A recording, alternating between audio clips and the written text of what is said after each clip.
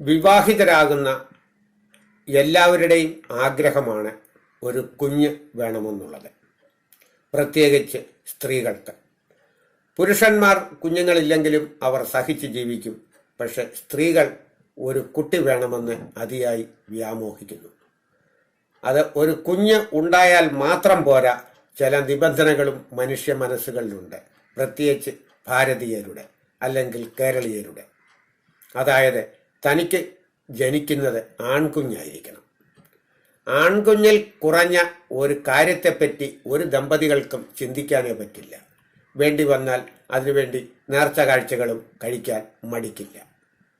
പുതിയ ഒരു എപ്പിസോഡിലേക്ക് മാന്യ പ്രേക്ഷകർക്ക് സ്വാഗതം. ഞാൻ പതാലിൽ തമ്പി. പെൺകുട്ടികളോട് താല്പര്യം ഇല്ലാത്തതിന്റെ കാരണം നമ്മുടെ ഭാരതീയ സംസ്കാരത്തിന്റെ ഒരു ഭാഗമാണ്. പെൺകുട്ടികളെ വിവാഹം ചെയ്തയക്കുന്നതിന് സ്ത്രീധനം വേണം, ധാരാളം വസ്ത്രം വേണം, മറ്റ് ചിലവുകൾ ഒരുപാടുണ്ട്. എന്നാൽ ആൺകുട്ടികൾ വിവാഹം കഴിച്ചാൽ ഒരു പണച്ചെലവുമില്ല, മറിച്ച് പണം ഇങ്ങോട്ട് കിട്ടും. ചെറുക്കൻ്റെ വീട്ടിലേക്ക് പണം ഒഴുകി വരും. ഇതാണ് ഒരു കാര്യം. മറ്റൊന്ന്, ഹിന്ദുക്കൾ വിചാരിക്കുന്നത് ഞാൻ മരിച്ചാൽ എൻ്റെ ശേഷക്രിയകൾ ചെയ്യുവാൻ എനിക്ക് ഒരു മകൻ വേണം. ക്രിസ്ത്യാനികൾ വിചാരിക്കുന്നത് എന്നെ സംരക്ഷിക്കുകയും അതോടൊപ്പം ഞാൻ മരിച്ചാൽ എൻ്റെ ശവസംസ്കാരത്തിൽ എൻ്റെ മുഖം മൂടുവാൻ എനിക്ക് ഒരു മകൻ വേണം. ഈ രണ്ട് ആഗ്രഹങ്ങളും പിന്നിൽ നിൽക്കുന്ന മറ്റ് സാമ്പത്തിക ലക്ഷ്യങ്ങളുമാണ് ആൺകുട്ടി ജനിക്കണം എന്നുള്ള ആഗ്രഹത്തിൽ നിന്നും ഉടലെടുക്കുന്നത്. എത്ര പെൺകുട്ടികൾ ഉണ്ടെങ്കിലും ഒരു മകൻ വേണമെന്നുള്ളത് എല്ലാ മാതാപിതാക്കളുടെയും ആഗ്രഹമാണ്. മനുഷ്യ ജീവിതത്തിൽ സ്ത്രീകളും പുരുഷന്മാരും രണ്ടാണ്. സ്ത്രീകൾ സ്വന്തം കാര്യം മാത്രം നോക്കുവാൻ താല്പര്യപ്പെടുന്നവരാണ്. അതുകൊണ്ടാണല്ലോ അവർ മാതാപിതാക്കളെയും സഹോദരങ്ങളെയും എല്ലാവരെയും ഉപേക്ഷിച്ച് പുരുഷനോടൊപ്പം പോയി ജീവിക്കുന്നത്. ഇത് തന്നെ താൻ എപ്പോഴും താനും തൻ്റെ ഭർത്താവും തങ്ങൾക്കുണ്ടാകുന്ന മക്കളും മാത്രമായിരിക്കണം എന്ന് അതുകൊണ്ടാണ് ചില യുവതികൾ ആഗ്രഹിക്കുന്നത്. താൻ കയറി വന്ന വീട്ടിൽ തൻ്റെതായ കാഴ്ചപ്പാടുകൾ നടപ്പാക്കുവാൻ വേണ്ടി ആ യുവതിക്ക് തൻ്റെ ഭർത്താവിൻ്റെ ആവശ്യം. ചിലർ കുടുംബത്തെ സ്നേഹിക്കുന്നവരായിരിക്കും, മറ്റു ചിലർ തൻ്റെ സ്വന്തം സാമ്രാജ്യം കെട്ടിപ്പടുക്കാൻ ശ്രമിക്കുന്നവരായിരിക്കും. ഈ സ്വന്തം സാമ്രാജ്യം കെട്ടിപ്പടുക്കുവാൻ ശ്രമിക്കുന്ന യുവതികളാണ് കുടുംബങ്ങളിൽ കുഴപ്പമുണ്ടാക്കുന്നത്. അവർ തൻ്റെ ഭർത്താവിനെ കയ്യിലെടുത്തുകൊണ്ട് വീട്ടിലുള്ള മുഴുവൻ പേരുടെയും കുറ്റവും കുറവും പറഞ്ഞു കൊടുക്കുകയും ഈ കാര്യങ്ങൾ ഭർത്താവ് ചോദിക്കാൻ മെനക്കെട്ടാൽ ഇത് ചോദിക്കണ്ട, മനസ്സിലിരുന്നാൽ മതി എന്ന് പറഞ്ഞ് ഭർത്താവിൻ്റെ വായടപ്പിക്കുകയും ചെയ്യും. ഇത് കാലക്രമേണ ഭർത്താവിന് വീട്ടിലുള്ളവരോട് ചെറിയ രീതിയിലുള്ള അസഹിഷ്ണുത ഉണ്ടാക്കുവാൻ ഇടയാക്കുന്നു. ആ വീട്ടിലുള്ളവർ ചെയ്തതും ചെയ്യാത്തതുമായ കാര്യങ്ങളെല്ലാം വൈകിട്ട് ഭർത്താവിനോട് പറഞ്ഞുകൊടുത്ത് ഭർത്താവിന് വീട്ടുകാരോടുള്ള അതൃപ്തി ഉണ്ടാക്കിക്കൊണ്ടേയിരിക്കും. അഥവാ ഇവൾ പറയുന്നത് പോലെ ഭർത്താവ് അനുസരിക്കുന്നില്ല എന്ന് കണ്ടാൽ ആത്മഹത്യാ ഭീഷണിയും ഞാൻ വീട്ടിലേക്ക് മടങ്ങിപ്പോകുമെന്നും അതുമല്ലെങ്കിൽ സെക്സ് പരമായ കാര്യങ്ങളിൽ ഉപരോധം സൃഷ്ടിച്ചും ഇവൾ ഭർത്താവിനെ കയ്യിലെടുക്കും.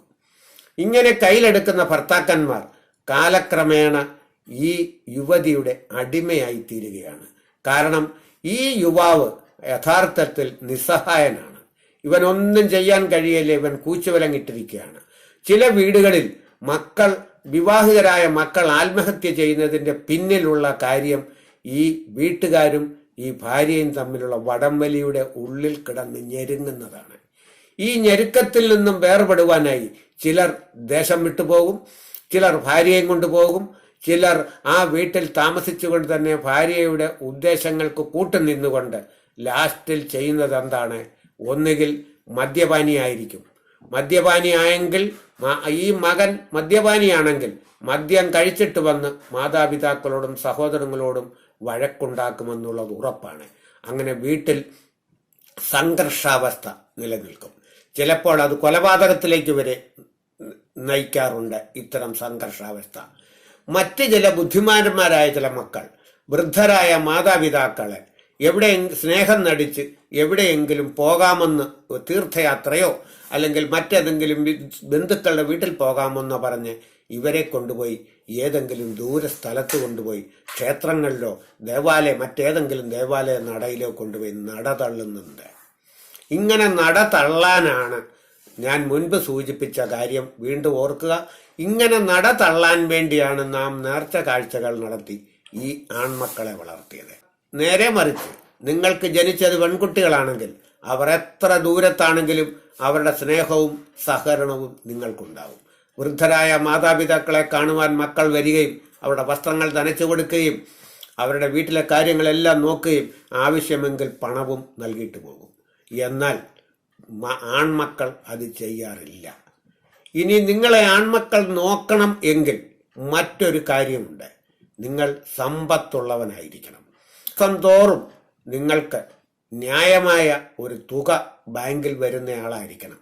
അതായത് പെൻഷനർ അല്ല. നിങ്ങൾ സാമൂഹ്യ പെൻഷൻ വാങ്ങുന്ന ആളാണെങ്കിൽ ഒരു മതിപ്പും മാതാപിതാക്കൾക്കുണ്ടാകുകയില്ല. കാരണം ഈ സാമൂഹ്യ പെൻഷൻ വൃദ്ധരായ ദമ്പതികൾക്ക് മരുന്ന് വാങ്ങാനേ തികയുകയുള്ളൂ. സ്ഥായിയായ പണം മകന്റെയും മകളുടെയും കയ്യിൽ എല്ലാ മാസവും നിങ്ങൾക്ക് കൊടുക്കാനുണ്ടെങ്കിൽ അവർ നിങ്ങളെ പൊന്നുപോലെ നോക്കും. കാരണം ഈ പണമാണ് നിങ്ങളെ നിലനിർത്തുന്നത്. പണമില്ലാത്ത മാതാപിതാക്കൾ അവസാനം ഏറ്റവും കണ്ണുനീരോടുകൂടിയായിരിക്കും അവർ കഴിച്ചു കൂട്ടുക. അവരെ നട തള്ളും, അല്ലെങ്കിൽ അവർ ഭിക്ഷയാചിക്കും, അതല്ലെങ്കിൽ അവർ അതിഭയങ്കരമായ മാനസികാവസ്ഥയിലൂടെ അവർ ജീവിക്കേണ്ടി വരുമെന്നുള്ളത് ഉറപ്പാണ്. ഇന്നത്തെ ലോകം പഴയതുപോലെയല്ല. പണ്ടത്തെ ആളുകളൊക്കെയും മാതാപിതാക്കളെ യാതൊരു പ്രതിഫലവും പ്രതീക്ഷിക്കാതെയാണ് പരിപാലിച്ചിരുന്നത്. എന്നാൽ ഇന്ന് അങ്ങനെയല്ല.